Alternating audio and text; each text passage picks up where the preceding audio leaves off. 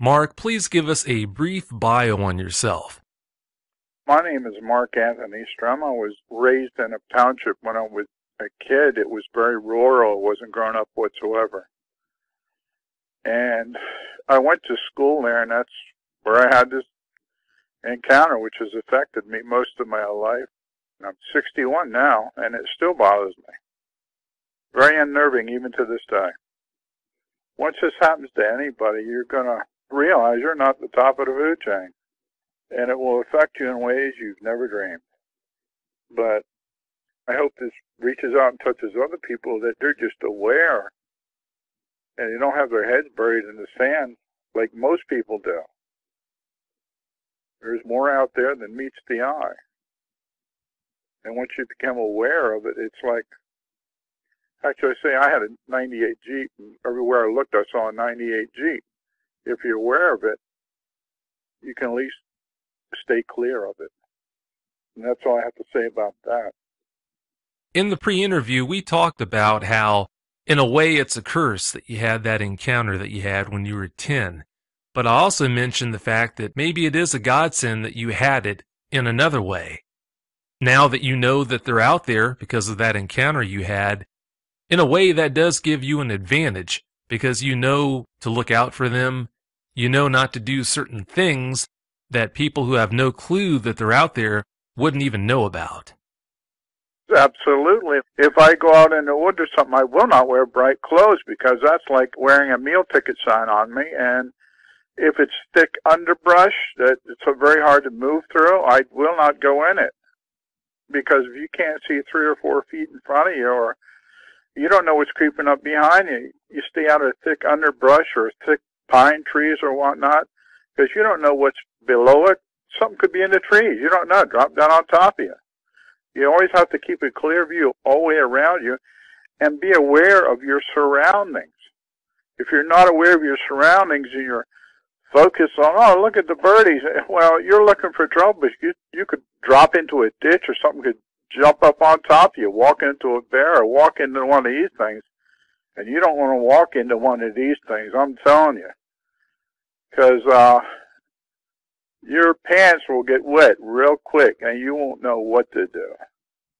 Because you'll jump 2 feet up, 2 feet sideways, and probably leave brown streaks for the rest of your life. You have to be aware of your surroundings. I don't care if you're in a suburban neighborhood and there's woods near you. You have to be aware of what's in your woods and look around in the tall grass. Just be aware. You don't have to be afraid, but be aware. That's even walking down the street at night. Listen, stop, look. Listen to the animals. If everything goes quiet, you don't hear any noise from anything, something's going on. That's a good indicator. I've heard that a couple of times. The hackles in the back of my head stood up, and I was gone. Because when things get quiet, something's going on. You can usually feel, if you've ever been into a place, you feel like somebody's staring at you, you turn around and there's somebody staring at you. That's another indicator. Use your intuition. But don't go out there and walk around like, oh, nothing's going to happen. Anything can happen, especially when you're out in the woods. Anything. But you have to take notice of your surroundings. I mentioned to you in the pre-interview that not long ago, a lady in Cincinnati saw a dog man within the city limits. If she can see a dog man within the city limits of a city that large, then where can't they go? When you were a kid, before you had that encounter at the age of 10, what kind of things did you enjoy doing that you weren't able to do after you had that encounter? Playing army men, going down the woods, shooting BB guns, going out at night, roaming around the neighborhood, playing ninjas, sneaking up on people, scaring people. But after that happened, I was scared to go out at night, because when it started getting dusk, I was in the house, because I was afraid something's going to be sneaking up on me as I'm sneaking up on somebody else. And it's affected me even to this day after 50 years. I don't like going out at night when it's dark or moonless, because I don't know what's around me, and I can't hear like those things can hear, and I cannot see like they can do, and I cannot move like they do. I'm like a clumsy baby out in the woods, as most of us are. We don't have the senses they do. They could be right next to you. And for some reason, I get the feeling they just love to scare the out of us. And they can do it and get away with it. And I don't want to take it to the next level. I don't want to wind up being a chew toy for something like this. It scares the heck out of me because I am aware of it and I know they're there. I might see another one, who knows? But I don't want to put myself in the position to do that. I got gray hair already. I don't want any more gray hair because of these things. You know, I just want to be aware. I've lost a lot of things. I will not go out to federal parks and camp out or anything, especially in a tent. That thing comes along with a claw, it slice that tent open, drag my butt out, and I'm gone. You know, so when I go out somewhere, if I'm going out somewhere in the country or something, I got a shotgun in the back trunk, an assault shotgun with lead slugs and buckshot and silver slugs. You name it, it's in there. And I'm locked and loaded. And if I start feeling something funky, I'm out of there. But I won't go alone. I will not go camping alone. Because you can just disappear and nobody knows, oh, what happened to him? Well, here's all his gear, but where's he at? Oh, we don't know. Because I don't put anything past these creatures, these dogmen, whatever you want to call them, whatever they are. They know the woods better than we do. That's their habitat. Now, when I was a kid and this thing came to where I lived, it was pretty rural. But I think as we expand outward into their habitat, they're getting more and more aggressive coming into our habitat because we're messing with their food supply. How long is it going to be before we become their food supply?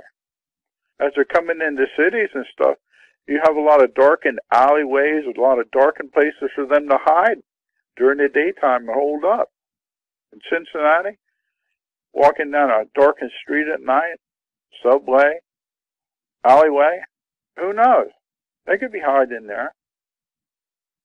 And they come out, and you could be at the right place at the wrong time.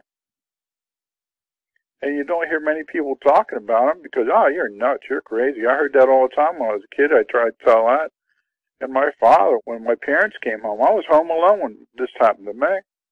My parents come home, my mother gave me because I had a .22 rifle locked and loaded. A lot of good .22 rifles do, but I was a kid.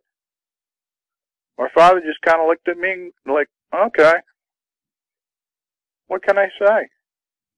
These things are nothing to toy with. I never heard of a dogman in '65. And it took years and years till the internet, till I started figuring it out. I just thought it was me. Or, oh, you saw a werewolf. Oh, what's a werewolf? I don't know. These things ain't werewolves. They're something else. But they're smart. They're just as intelligent as we are. I don't want to meet any more. And I hope to God none of you ever meet one. But what I want you to do is just be aware. If they're in the cities, they're coming in the cities, you better be aware. Stay to lighted areas. They seem not to like light. They don't like being seen. That's what gets them PO'd. I don't want to be scared anymore. I've been scared enough. It's affected my life in a very negative way.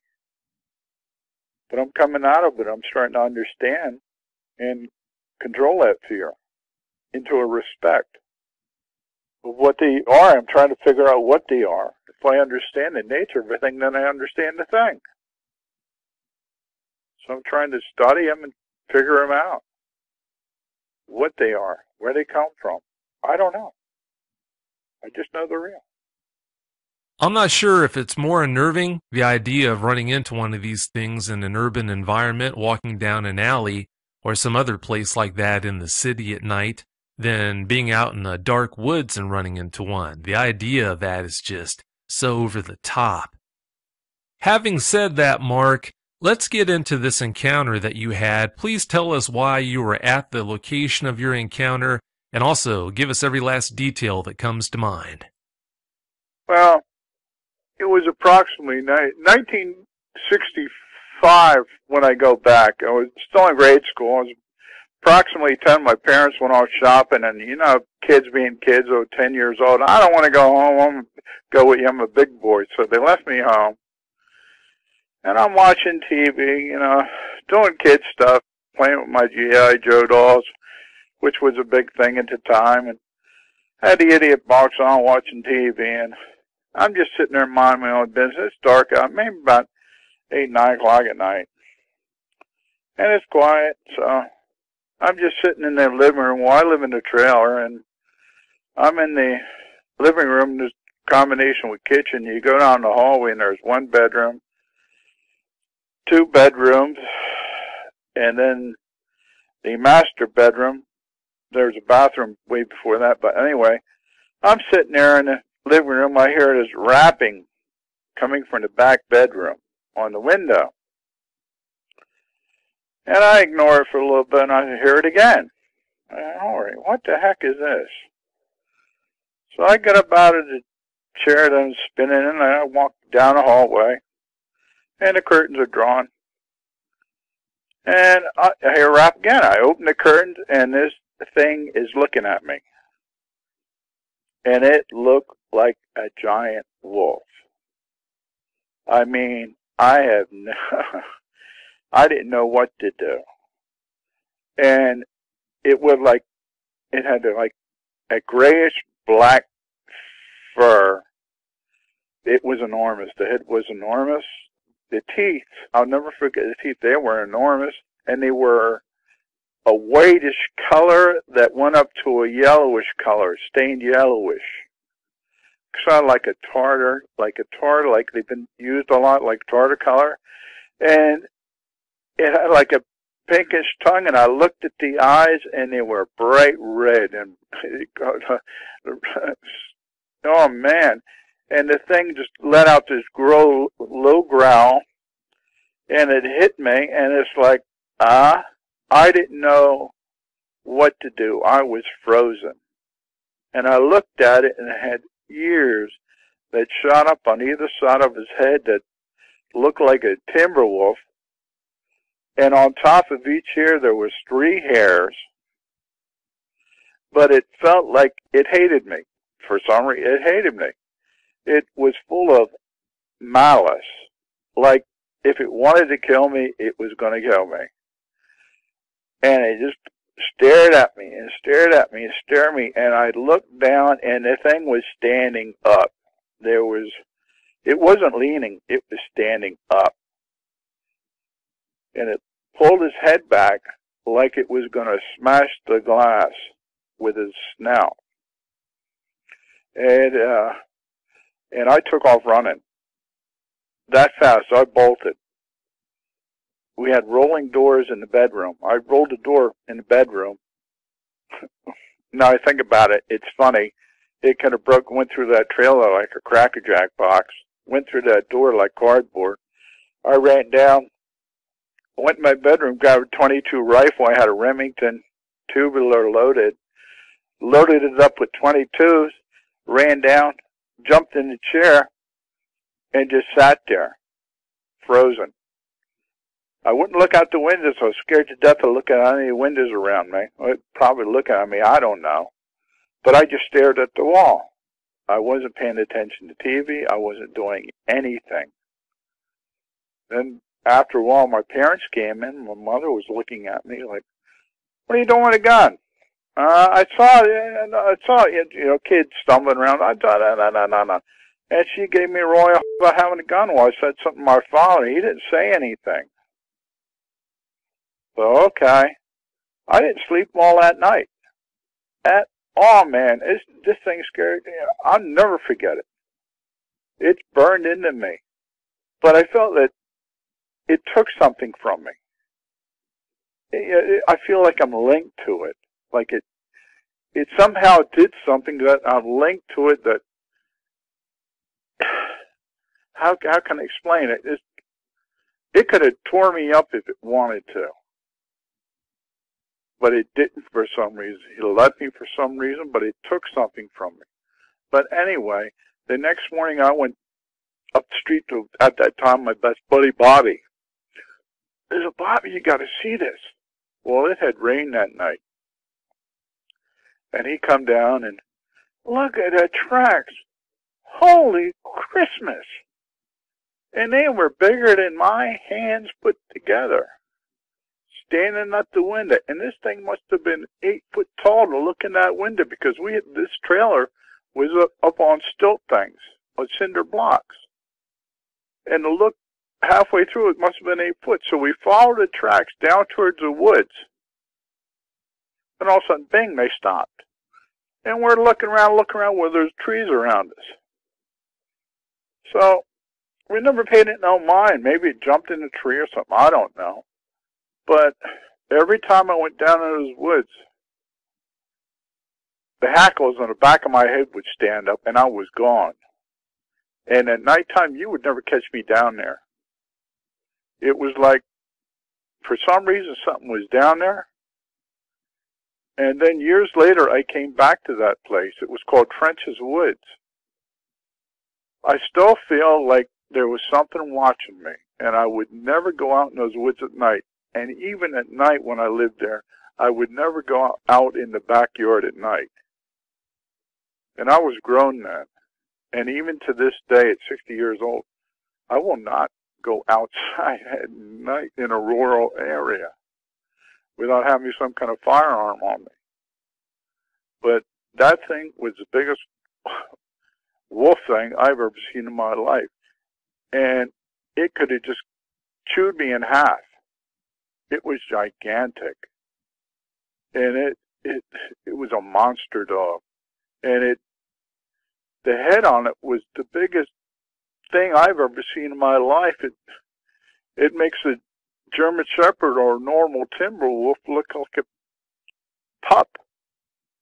And it was just the feeling of it that it radiated was so evil.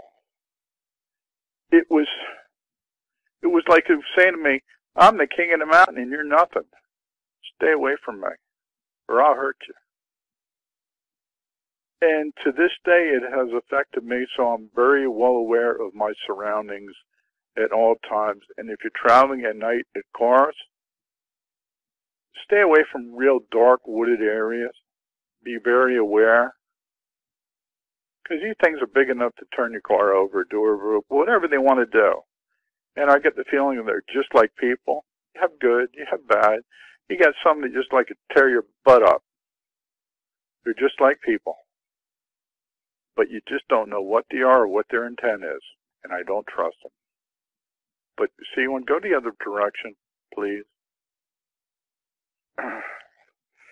Well, that's about all I can say about the darn thing.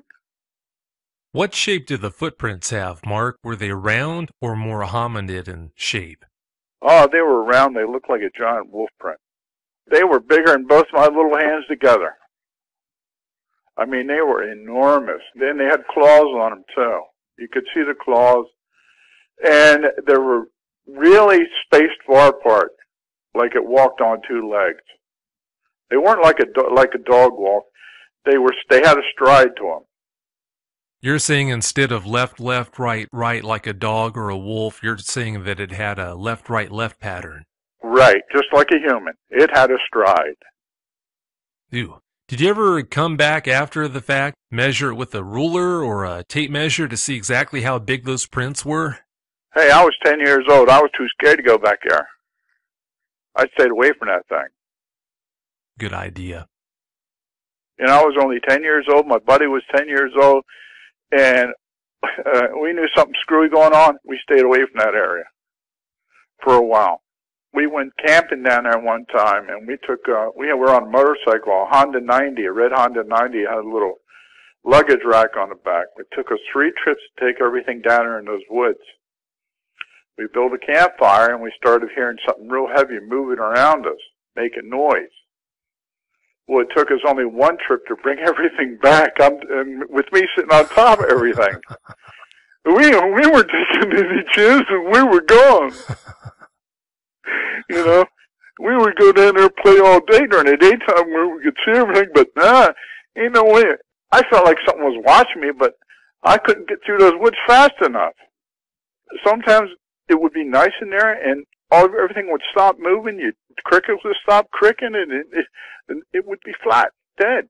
And I said, oh, here it comes. And the fear would just come out of me.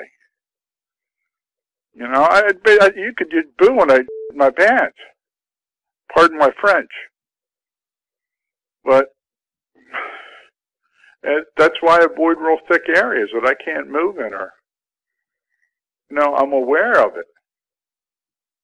You know, even you go into parks and cities and stuff where there's a lot of thicket and stuff. I keep an eye out.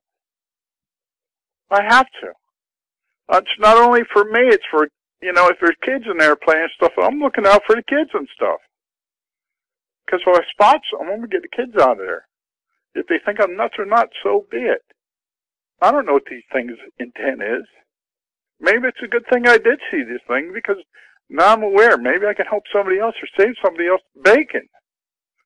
Like I said, I'm 60. If I got to go down, I'm going to go down like a good old Viking, sword in hand, because kids are precious to me.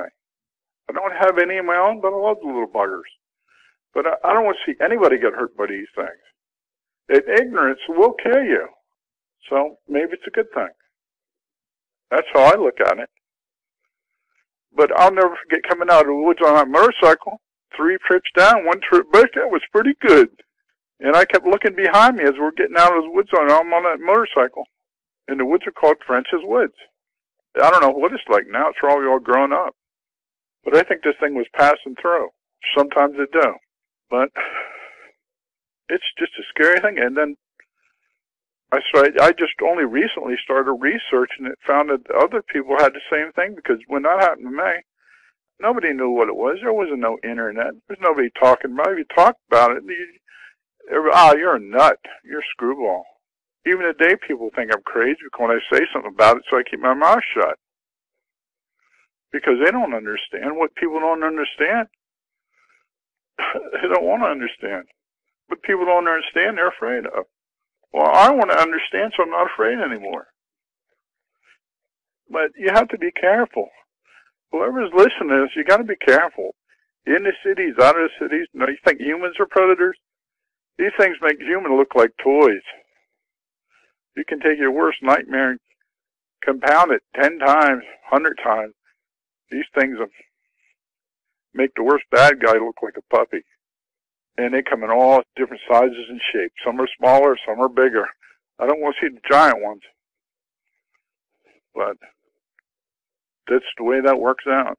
So I'm just kind of like laying back and trying to learn as much as I can now. But what else can I say? But if you see one, it's going to affect you for a long time. And the best thing you can do is find somebody to talk to about it. Otherwise, you're going to toss and turn like I did for 50 years. And that's no fun either, and you're going to hold that fear inside you. You're going to be scared to go out dark at night because you're kind of linked to them. And they're linked to you. I don't know what they do to you, but they do something to you. You know, some kind of link, some kind of fear. But when you realize you're not the top of the food chain, that's really sobering. Because you're not as great as you thought you were. What do you think about the idea of running into a Bigfoot as compared to running into one of these things, Mark? I'd rather run into a Bigfoot. I can deal with a Bigfoot. I can't deal with these things. These things are like a nightmare. A Bigfoot is basically, you know, to me, it's like they can do damage to you, but they'll throw rocks and stuff at you and chase you off, I guess. I don't know. I never met a Bigfoot. But I think these dogmen are more primeval. They come out of your nightmares. The thing, caveman stuff, when you huddle around your fires in prehistory, afraid of everything that moved in the dark. They just danced out of firelight. These things come right out of your nightmares, out of your fear. You know, it's like when a dog curls back its teeth and growls at you, a big dog. Ed sends willies down your back. Now you compound that with the dog man. He does that. He growls at you. It sends terror right down to your soul. You have no chance. It's like you're going to get it, and you don't know how you're going to get out of it. You have no hope, period. That's what it feels like to me. But a Bigfoot, you can get out of it.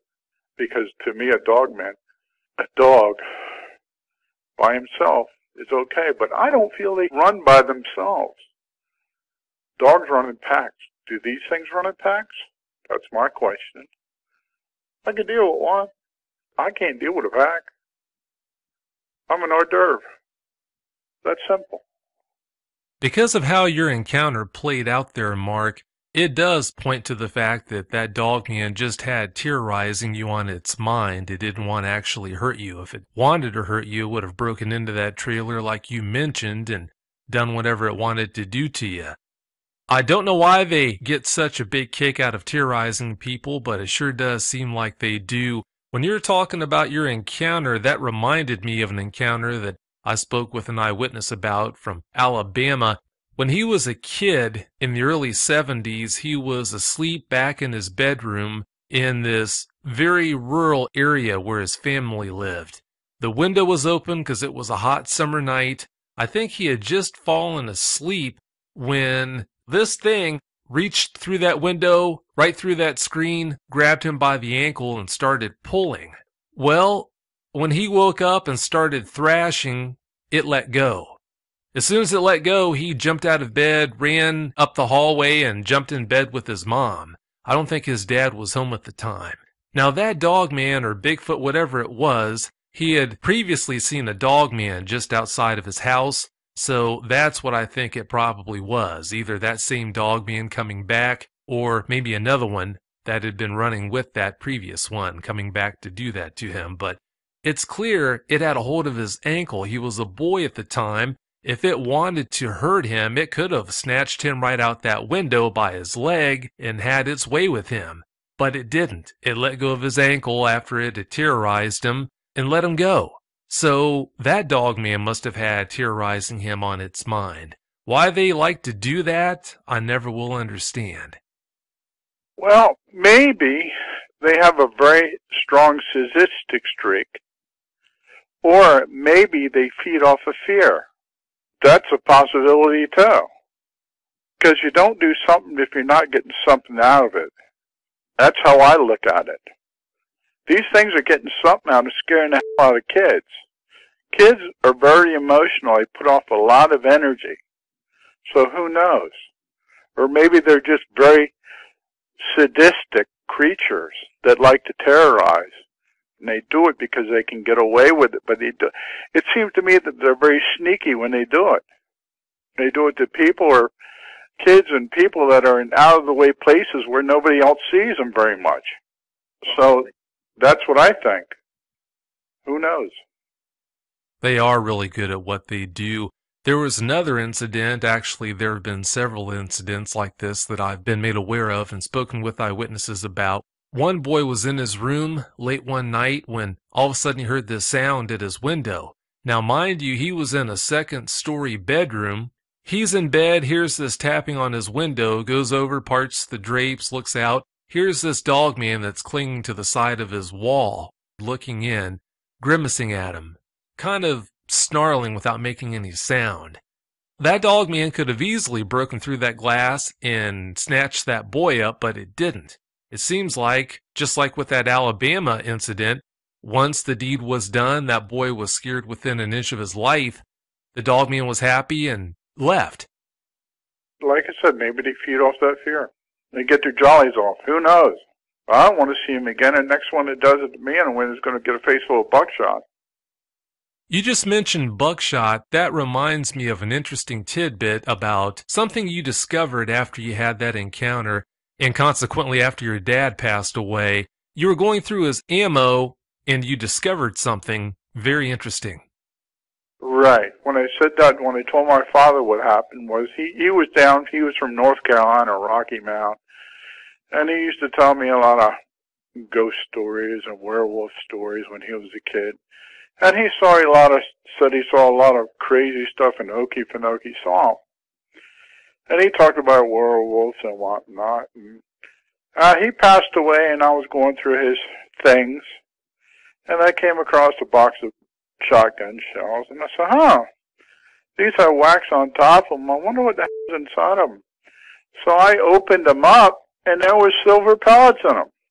I thought, oh, what the heck is this? They're 12 gauge.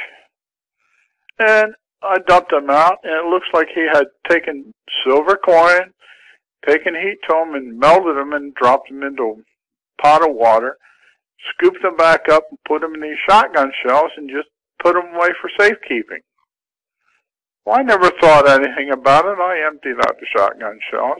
Now I'm thinking about it, well, maybe he knew something that I didn't, but he never really talked about it, because after I told him about my encounter, he didn't say anything to me, but it's like he looked at me, but he kind of like knew something, but I guess he didn't want to tell a 10-year-old kid anything about it at the time. But I found it very interesting, so to this day I have taken some silver myself and loaded up some shotgun shells, just in case. I'd rather have it and not need it than need it and not have it. That's how I feel. And I know sooner or later, possibility, I hope not, I may run across them again, but I'm not looking forward to it, and I'm not hoping for it. Because these things are kind of your worst nightmare. You know, you can sit there, you can laugh, you can sit in your room, and you can chuckle, you can do whatever you want to, but once you see one, you don't want to see one, if you get my drift. You mentioned earlier in the interview that you're convinced that you're going to have another encounter, or at least you touched on that idea. I know from the pre-interview that you do, in fact, believe that at some point down the road you are going to run into another one. Let's talk about that a little bit, if you don't mind. Well, I feel that the one that I saw took something from me, but I also feel that I'm linked to it somehow. I know it's there. It knows I'm there. That's why I stay out of the woods and stuff. That's why I'm trying to learn as much as I can. It's just, it's something you can't put your finger on, but you know. It's like, you know, when somebody's going to call you on the phone, they call you on the phone.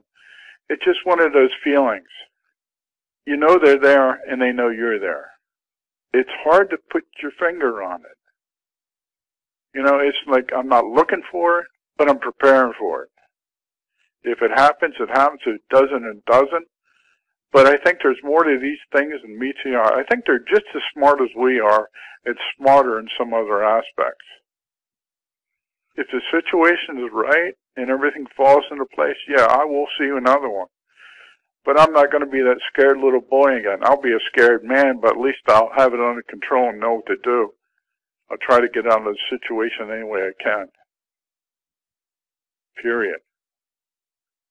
But now I'll be looking at it not as a dog man, not as a wolf man, but as a life form. That's how I'm going to try to look at it and get out of its way. Because they can be anywhere. You could be in a rural setting. You could be in a city. You could be anywhere. These things could be anywhere. They could be down the sewers. They could be down your wells. They could be down the subways, trains. You don't know. They're expanding. We're encroaching in their territory, so they're going to expand outward. They got to eat too. And they're just as curious about us as we are about them, I think. But they're more dangerous than we ever dreamed of. More dangerous than we are. And they're smarter too. That's how I feel about the whole thing. I don't want to be chasing them down. I want them to leave me alone. But I just have that feeling. It's a feeling. That's all I can tell you. It's a feeling. Right, wrong, or indifferent. It's more like a knowing, a feeling and a knowing. A lot of people have the idea that a dogman encounter lasts for maybe 10 seconds, 30 seconds, maybe a minute at the most, but here we're talking about an incident that occurred over 50 years ago to you. We talked about how it still gets you so shook up to relive it. It's not a situation where you have it for 10 seconds or 30 seconds or whatever. A dogman encounter lasts a lifetime, unfortunately. Are you dealing with it any better now that we've gone over all the things that we've gone over? Oh, I'm dealing with it 100% better now. Because I know I'm not the only one. Before, when in the 60s and the whatnot, before I started talking to you, I just went round and round in my head because everybody thought I was crazy. You know, I had all these questions and no answers kept coming back. All I heard was, it was a werewolf. It was a werewolf. Well, if it was a werewolf, and how come? Well, I don't know. But now I'm starting to see that other people are having the same thing. And if I just see it, it's one thing. But when it starts repeating a pattern, it's something else. It's leaving tangible evidence. So it settles me. So if we can get together and start talking about it, because I think it leaves some kind of a stress syndrome. You have an internal stress about it because you're always uptight because you're afraid you're going to see it again.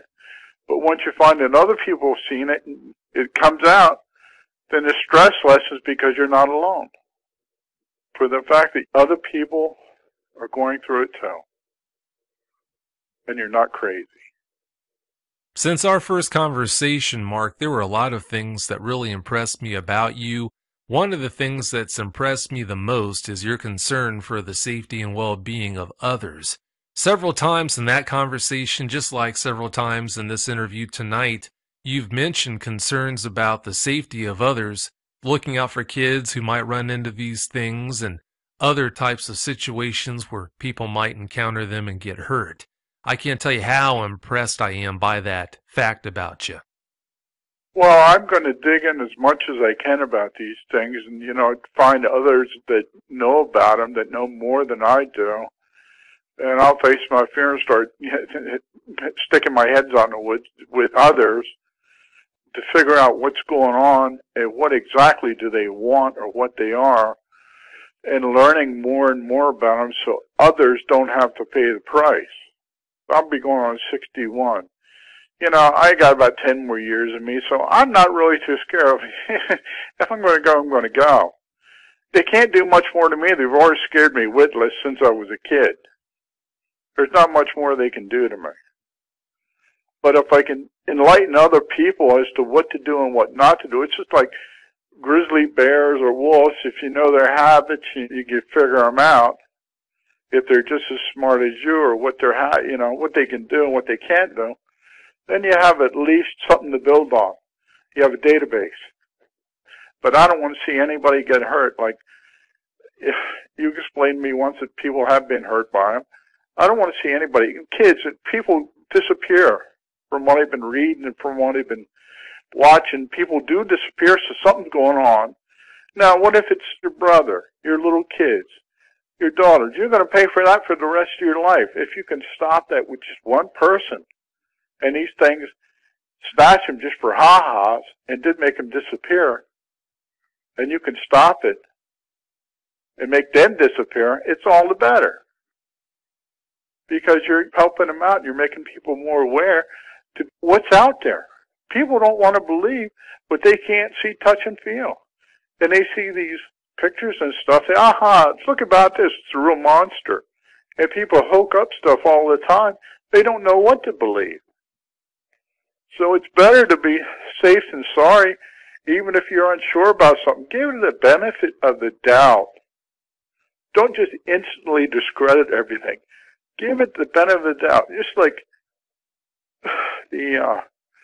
dinosaurs are extinct. Well, in the 50s, they pulled a coelacanth camp. Supposed to be extinct. Prehistoric fish. All right? Now they're talking about megalodons and everything. Who knows what's out there? We don't. Anything's possible. You don't know. So don't discredit anything. Say, well, it's possible. Even though I haven't seen it, it's possible. Just like quantum physics. They look at human beings like, we're solid. No, we're not. We're energy. Millions and millions of stars put together. We're energy. We're not solid, we're energy. On the quantum physics level, anything's possible.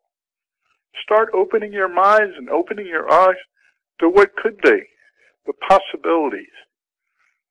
That's all I have to say about it. And if I can help somebody else that's gone through this and talk to them, I feel better about it. I've done something.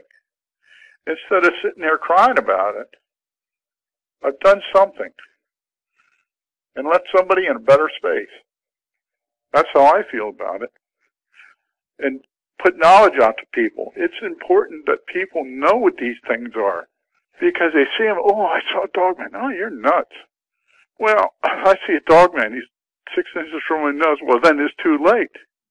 I believe you now. Well, too late.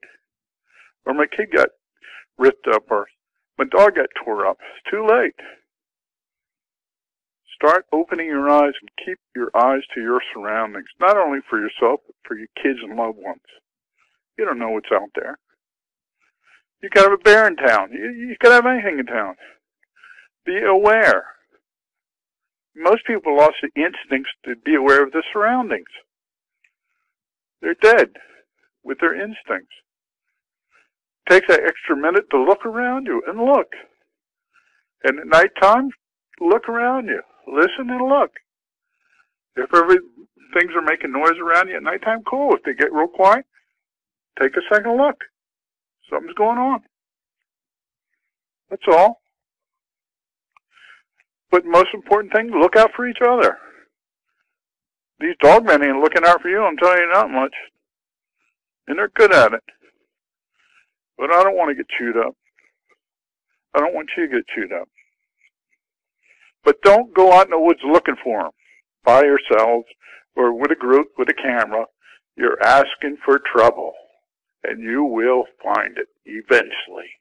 And it's not the kind of trouble you want to find. Not with these things.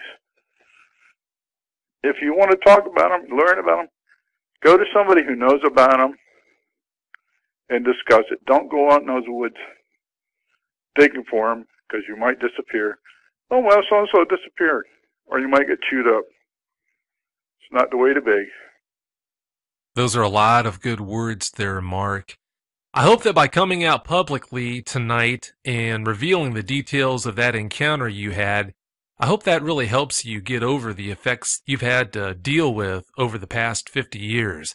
Hopefully, it's going to be a lot easier to think about and to deal with as a result. Having said that, I can't thank you enough for coming on the show tonight and doing that. Thank you so much. You're welcome.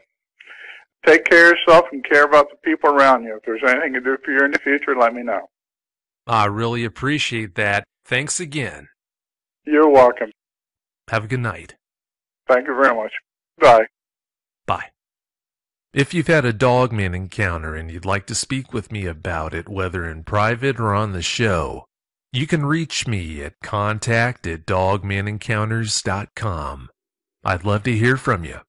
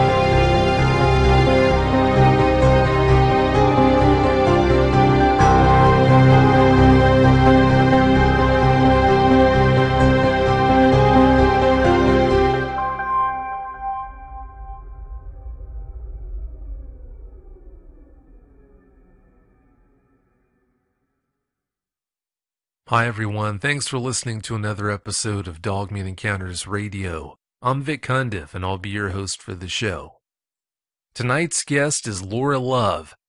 Laura, welcome to the show. Well, thank you very much. Glad to be here. Laura, please give us a brief bio on yourself.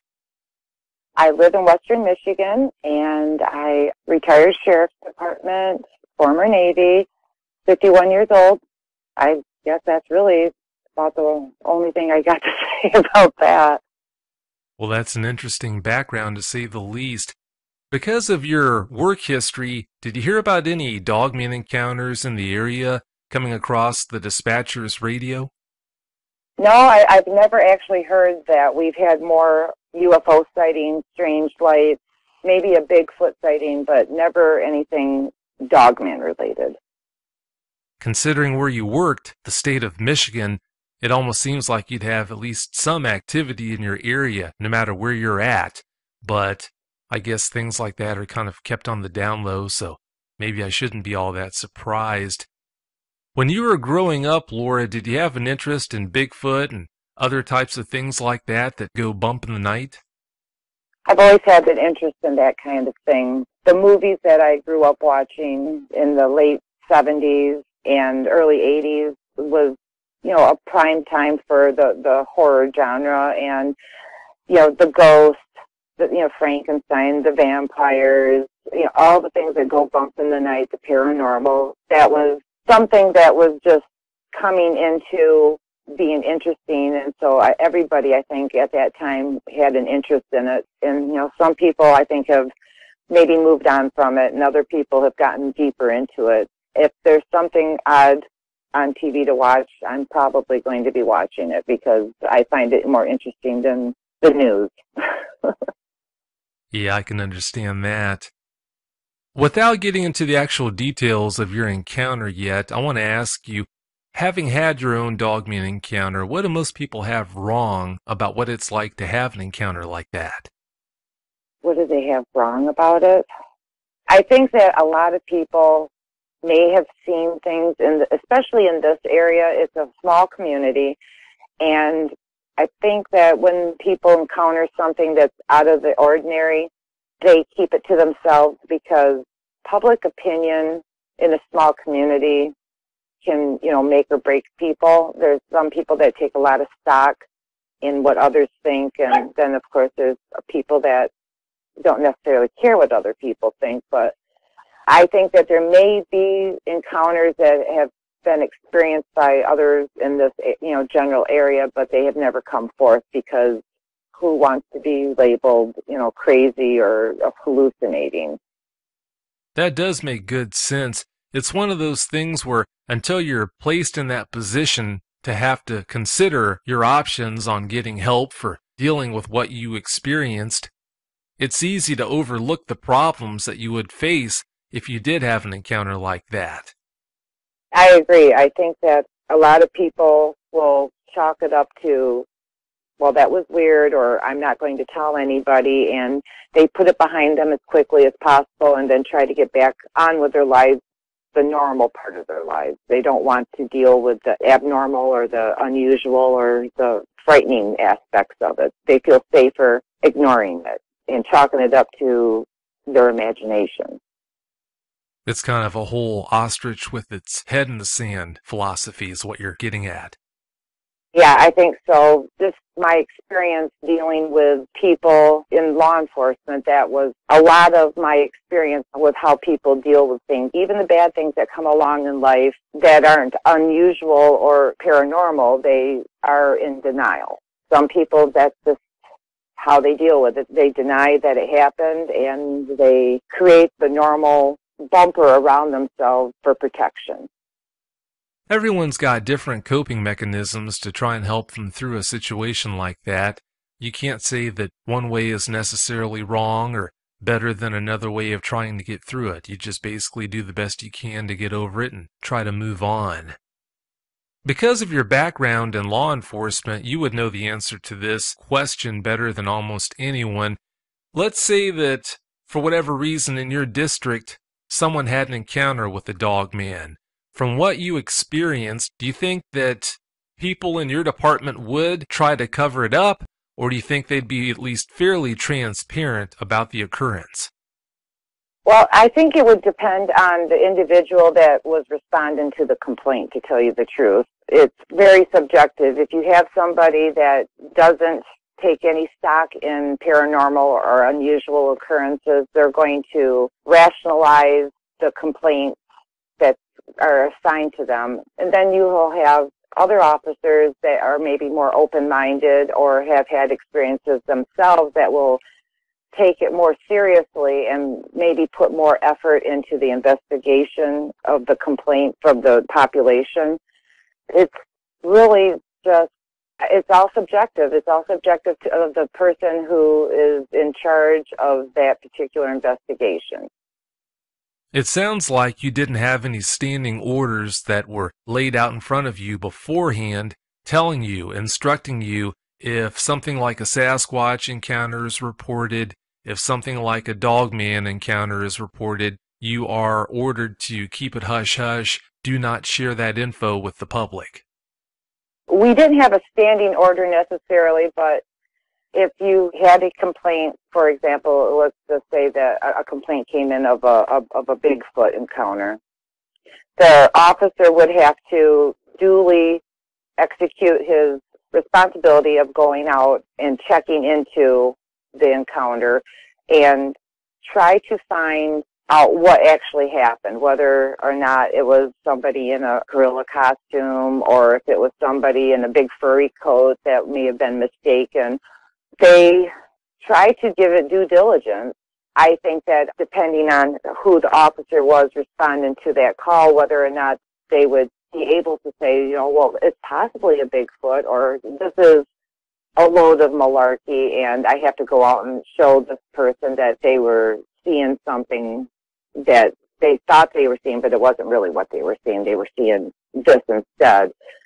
But we would not conduct interviews with, let's say, you know, news channels and things like that without everything going through the proper channels and then given the report from our higher ups that would say, okay, this is the information you may release, and this information is not allowed to be released. It was all case-by-case basis. There is an idea out there that if you are in law enforcement or work for the government, if you come out and share that information publicly, there's this idea that you will lose your job. It's almost a foregone conclusion. From what you're saying, it sounds like that probably isn't the case, at least not in your situation it wouldn't have been.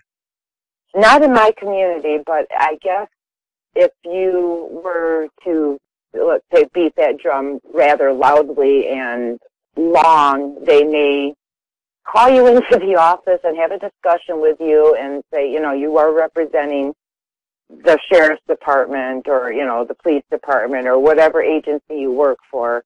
And you have a responsibility of presenting a certain image. And if you walk around sounding like you've fallen off of the turnip wagon, then they may ask you to tone it down or not be so vocal about it. But we've never really had a situation like that. So I can't say for certain that that's what would happen, but that would be my best guess and how it would be handled. That's pretty much what I would expect, so there's no surprise there. Well, let's get into the details of this encounter you had. Before you tell us about the actual encounter, Laura, please tell us about the area where this encounter happened. The area's in western Michigan. It's lakeshore area. I guess it's the eastern lakeshore of Lake Michigan, but the western shoreline of the actual state. About halfway up south of Mason County. It's just a little agricultural area. We don't have any big cities. In fact, I think we have one stoplight, possibly two in the whole county. It's very rural, very laid back, not a lot going on here. We do have tourists that come here in the summer because we have sand dunes and Lake Michigan. But in the winter, it's basically just the farmers and their animals and the orchards around here. Yeah, lots of wood for hunters. There's a lot of hunters in this area that come here during deer hunting season. We do have a lot of deer in this area. It's a good area to raise a family, and it's a good area to snowmobile and snowshoe, ski, winter sports like that. There's a lot of trails and a lot of woods, a lot of open fields for riding snowmobiles and everything. It's a very fun family area. Oh, it sure sounds like it. Sounds like a good place to live. Well, let's get into the details of this encounter you had. Please share every last detail that comes to mind, starting with why you were at the location of the encounter in the first place. Okay, well, it was February of 2009. I had broken my arm, and I had to have my arm in a sling. It couldn't be casted because of the area of the break. My best friend would come up to my house and pick me up and take me down to Muskegon County, which was about 40 miles away from where I lived, so that I would have something to do. I was going to start grading mad, being locked in my house and not being able to drive or to do anything because of my injury. So she would come up very frequently, pick me up, take me down to Muskegon, and we would watch a movie, or we'd go hang out at her house, or we'd walk around the mall or something, just something to get me out of the house. On this one particular night, we were driving back from Muskegon. It was about 11:30, 12 o'clock at night. It wasn't snowing, but it was winter. The roads were snow-covered with patchy spots of pavement and compacted snow, so there was icy spots. It's very typical of Michigan winter. We were just talking, driving north on US 31.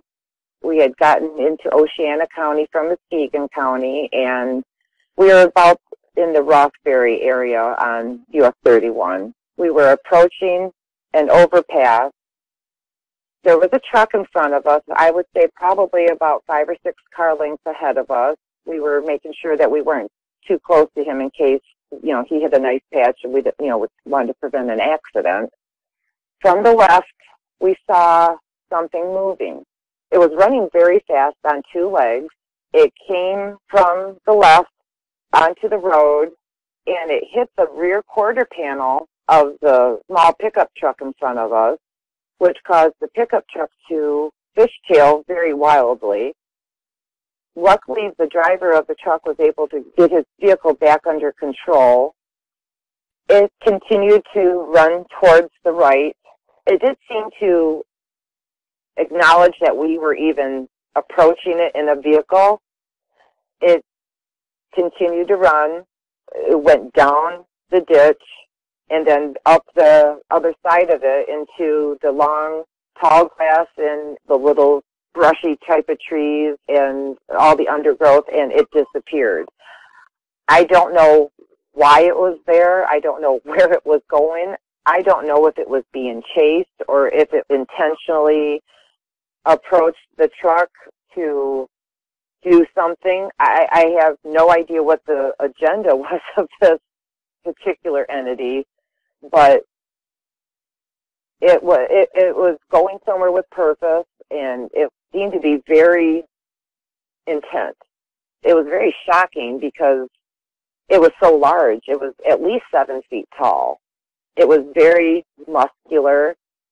The hair wasn't real long, but it wasn't a short coat either. Perhaps it was like the winter coat, or how animals will have a winter coat and a summer coat. It may have been a little longer for the season. I don't know really what type of genetics they have, if they even have winter coats, come to think of it, but it wasn't what I would call shaggy as much as hairy. Did you get a fairly good look at its muzzle?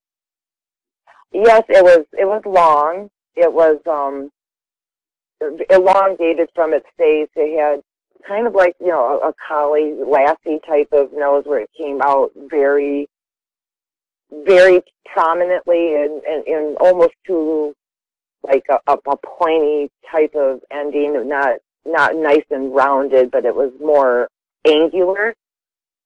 It had a big black nose that, it had the dog nostrils, the dog face. The profile was very classic canine. Pointed ears that stood on the top of its head more than towards the back of its head. They were forward more, and they were standing straight up. And then, of course, they had the mane around its neck and shoulders area, and it kind of wrapped around its shoulders onto its chest, where it seemed to just blend into the rest of the hair or fur that covered its body.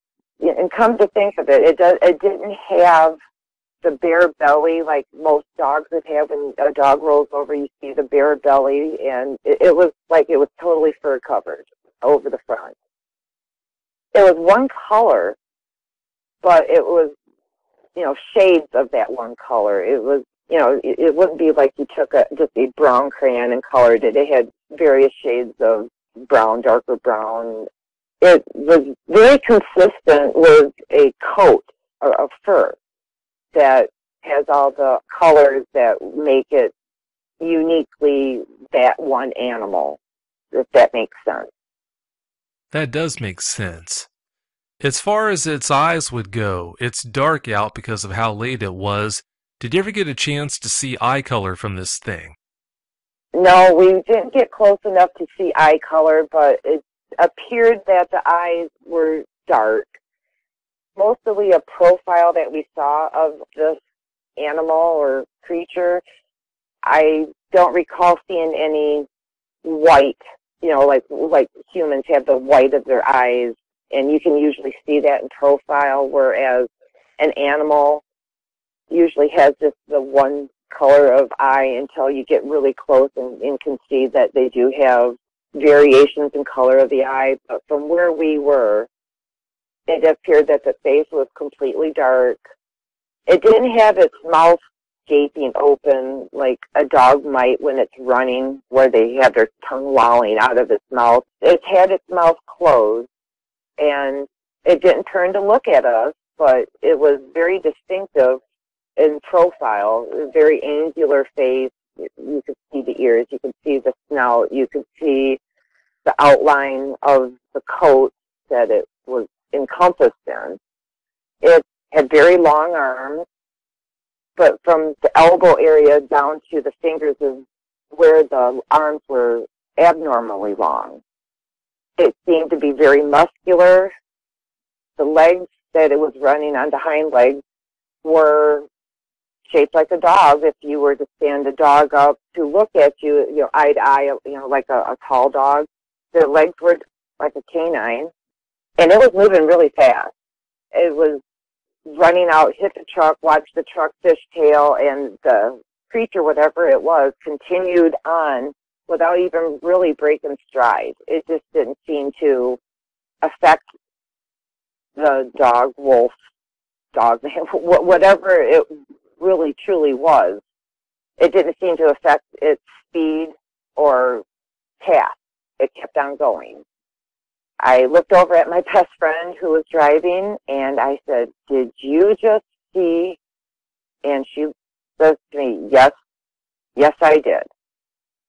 We were silent for the rest of the ride back to my house, which was about 10 minutes longer on the road. We pulled into my driveway. She turned off the car, and we sat there just staring out of the windshield, and she says, "Okay, what did you see? You tell me what you saw." So I told her what I saw, and she says, "That's exactly what I saw, but I wanted to hear you say it because I was too surprised, and I was sure that I was mistaken, but yes, that's exactly what I saw too."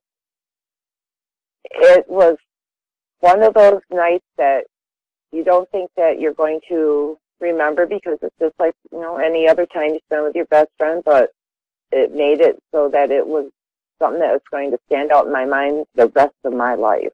It was completely incredible. Still to this day, I mean, that was in 2009, and it's 2016, 7 years later, almost to the same time of year, and I'm still absolutely awestruck at what I saw. It just happened so quickly that, you think back on what you saw.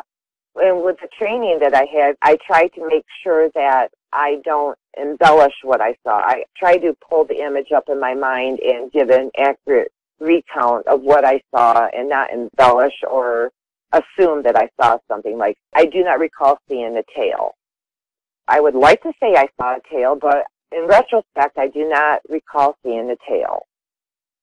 But people would say, well, it's a canine, so it must have a tail, so their mind will create that tail. But to be honest and factual, I do not recall ever seeing a tail. In the pre-interview, you mentioned that it had kind of strange-looking arms. What kind of details can you share with us about the arms that you saw? The arms seem to be abnormally long.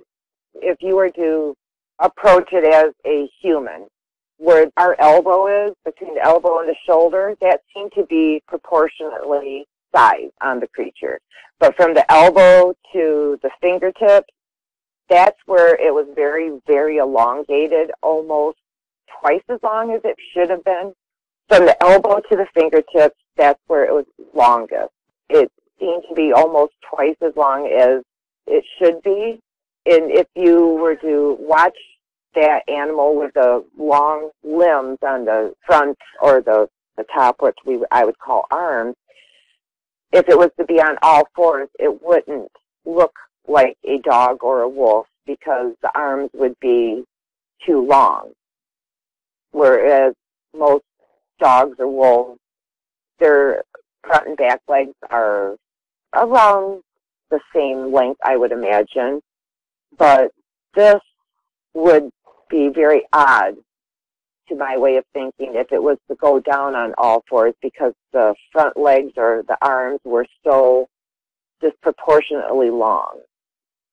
Very muscular from the elbow up towards the shoulder, but from the elbow down, they were very lanky and lean and thin. It was oddly proportioned, and the hands or paws, whatever you want to call them, were long. It did not look like normal dog paws.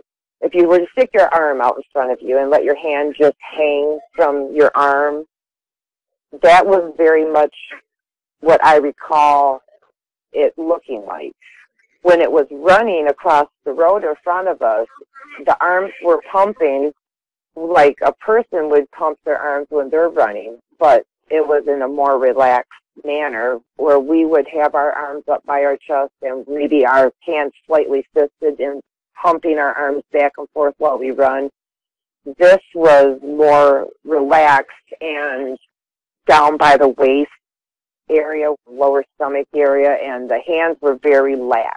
The hands weren't fisted like a human would do. The hands were very fluid, is the only way I can really describe it. If you had to guess, how much do you think this thing weighed? I would say an easy 350, 400 pounds, easily. It was 7 feet tall. It seemed very muscular, but not fat. It seemed to be purely muscle. I would say an easy 400 pounds. It just seemed to be very solid, very much a bulk that meant business. It was a big guy. I called the guy, I think it was male. I can't say that it was male or female, but in my mind, it was a male. But if I had to give it my best guess, I would say 350, 400 very easily.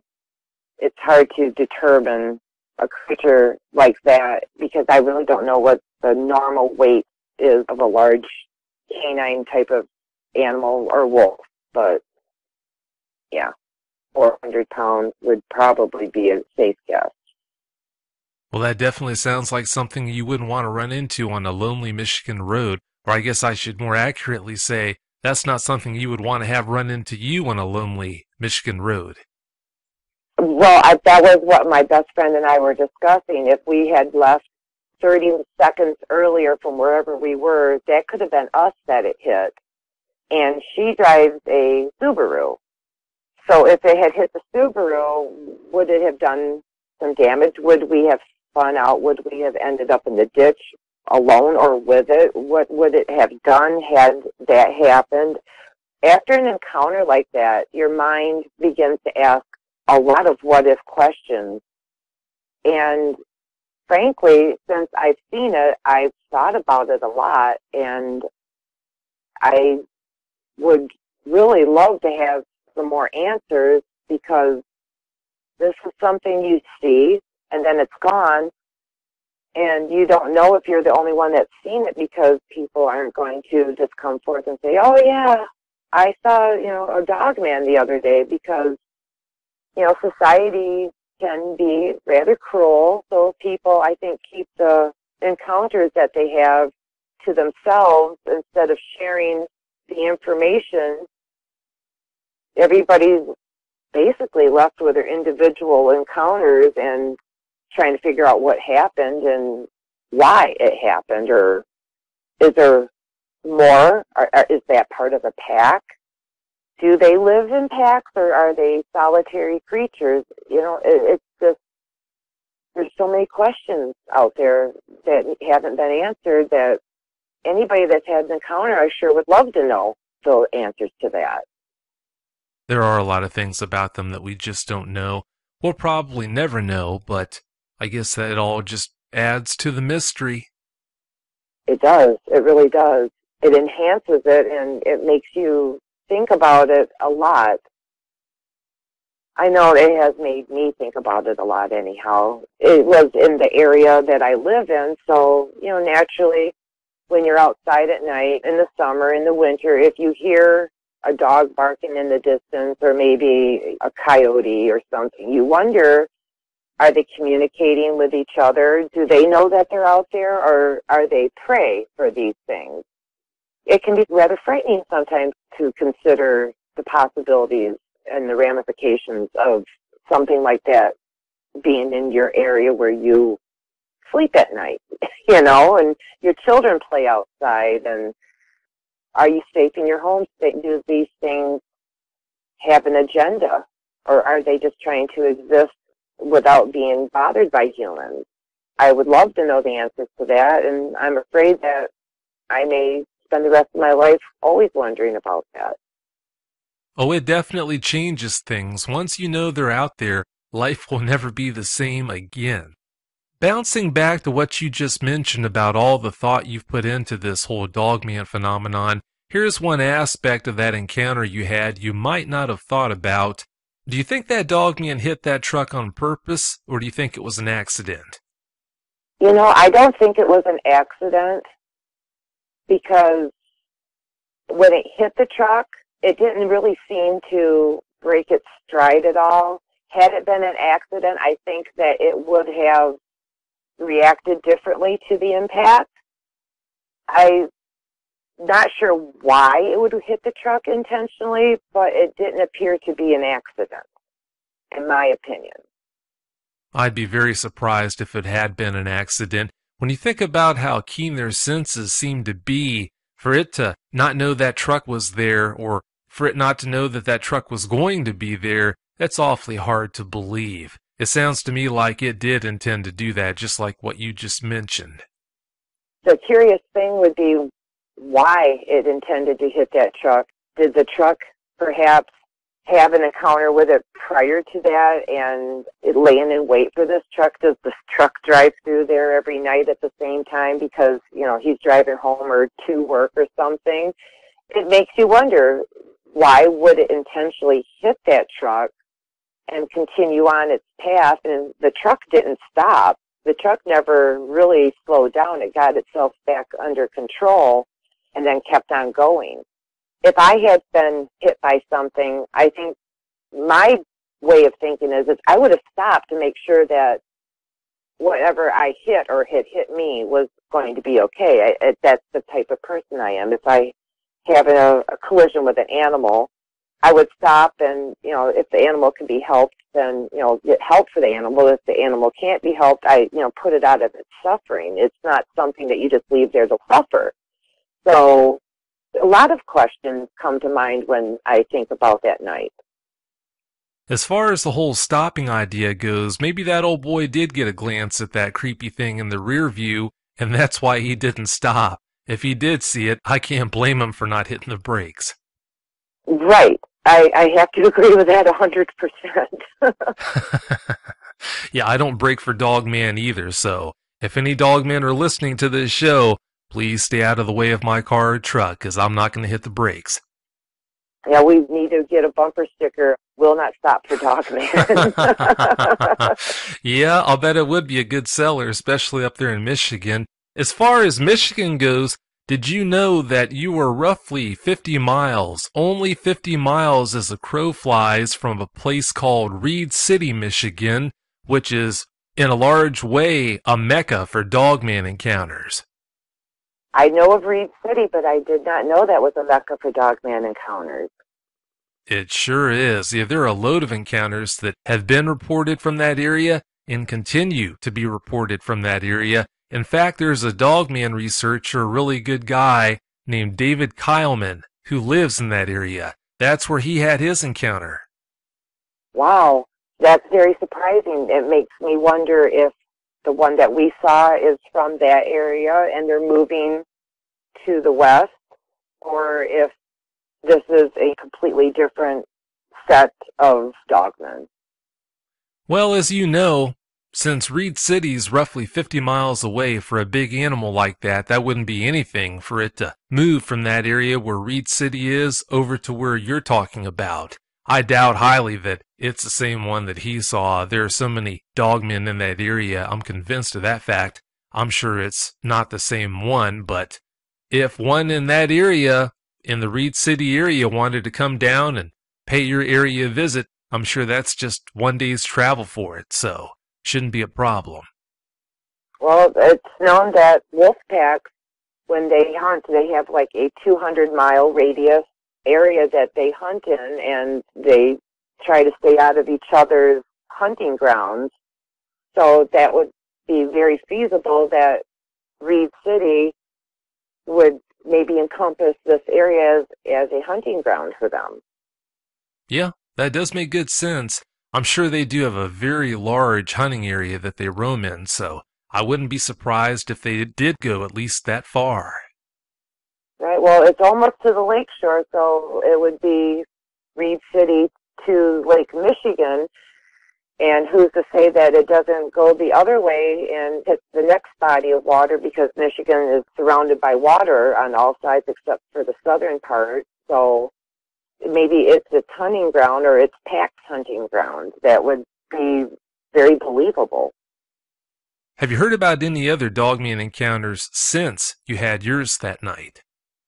Not locally, but after my encounter, I did start doing some research online to see if there were any close by, and either people are keeping it to themselves or they just haven't found, or I haven't found perhaps, where they've posted their sightings. But there have been some sightings to the north of me, about 2 counties north, which would be about 50 miles or so, I would imagine. Manistee, Lake counties, they've been sighted up in that area, which is actually even more rural and more wooded, so they would have many more places to hide or to burrow down into and be undisturbed. The further south you go from Oceana County, it becomes more cities, more towns, more people living in, bigger communities. But from my area north, it does become much more wild, I guess, more woods.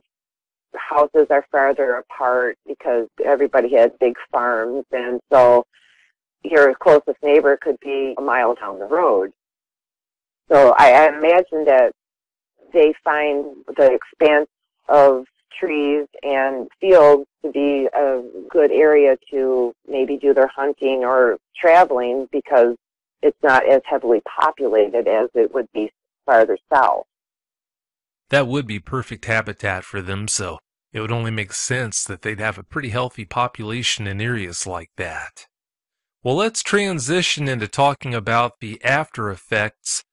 Besides your friend sitting next to you when you had that encounter, who was the first person you shared that encounter with after you got back? That would be my oldest son. I told him. he reacted, "You're kidding me, that's cool." And then I believe I told my younger son, and he was kind of like, "Huh, really? Wow." They totally believed it, and I don't think that they necessarily want to have their own encounters, but they totally know that there's things out there that we can't explain, and I guess they think it's pretty neat that Mom had an encounter and lived to tell the tale. Well, I don't think they would have thought it was all that neat if they had been in that car with you that night and had a chance to see that for themselves, but having not seen that, I can understand them thinking that. Yeah, it was absolutely incredible.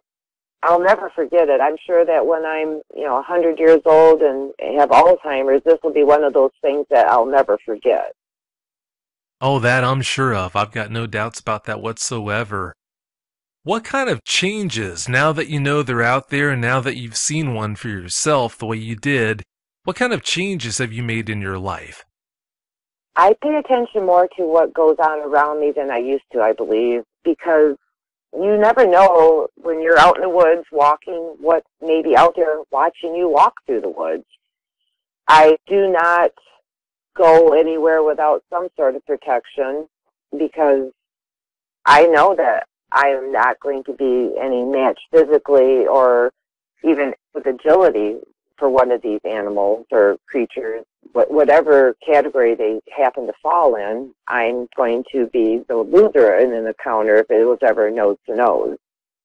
I just try to make sure that where I go, I know what's going on around me, and if I feel like something is maybe there, I find myself going back to my vehicle and moving on down the road.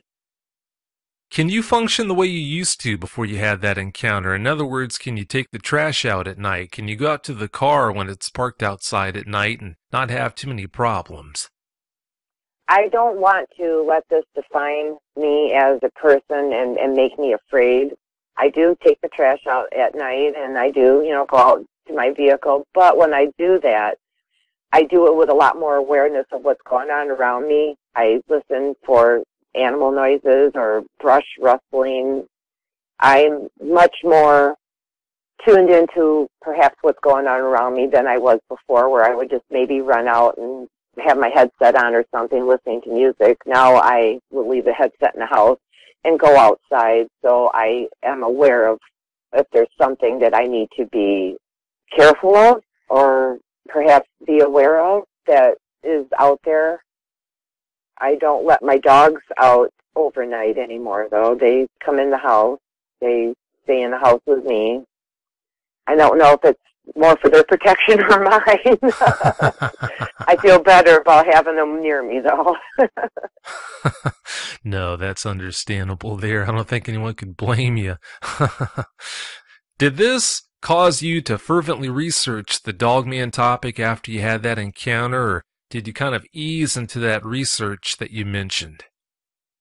No, I started researching it. In fact, I have tossed around the idea of maybe writing a book so that way if somebody else has had an encounter that they may have a place to go to get some answers. I'm nowhere near done researching it, but yeah, I am absolutely researching it, the legends, the lore, the Indian aspect of it, the paranormal and supernatural aspects of it. It's an ongoing researching project for myself because I want answers, and if I want answers and someone else has had an encounter, I can't imagine that they wouldn't want answers as well. Yeah, we are really hungry for answers still because there's so many questions that, like I mentioned earlier, we just don't know the answers to. It'll be great to have you on board finding some of those answers out, so that's good news. We can't get too much help on this topic. It definitely needs to be researched, and they need to be able to obtain the answers because they're here, they are among us, and who knows if they are breeding prolifically and their numbers are increasing, are they going to become a threat to mankind at some point in the future? So to me, knowledge is power, and power that you can use to protect yourself and your loved ones, I think, is very vital to have access to. Oh, I couldn't agree more. Knowledge is definitely power. Why did it hit the back of that truck? Because it did seem to be intentional. However, it wasn't an attack to be fatal, almost like an attack to say, hey, I'm here, I'm aware of you, maybe like a warning perhaps, but I don't know. It was very bizarre to see that animal creature come out and actually hit that truck. The truck definitely was impacted because it began to fishtail. So why? Why did it do that? That's been like the burning question. Why did it do that, and for what purpose? Do they have intelligent thought processes like a human, or are they more animalistic? It's absolutely fascinating. It's frightening, yes, but it's absolutely fascinating because no one knows what really drives them to do what they do. They do so many things that are so hard to explain. Well, having said that, Laura, do you have any closing comments you'd like to share? If anybody else has had an encounter, I highly, highly recommend sharing it because it does help to talk to somebody about it. And the more information that we have out there for everybody to be able to access, the more understanding that we may have of these creatures and what their agenda is, if they're trying to just exist or if they have some other nefarious purpose going on. And to also document the locations that they're encountered in, because there may be more of them out there than we know. It may be a large population, and if that's the case, people have got to protect themselves. Mankind has got to know what it's up against sometimes and what the best course of action is. Don't be afraid to share it with people that will understand. Those are all very good words. Well, I can't thank you enough for coming on the show tonight, Laura. Thank you so much.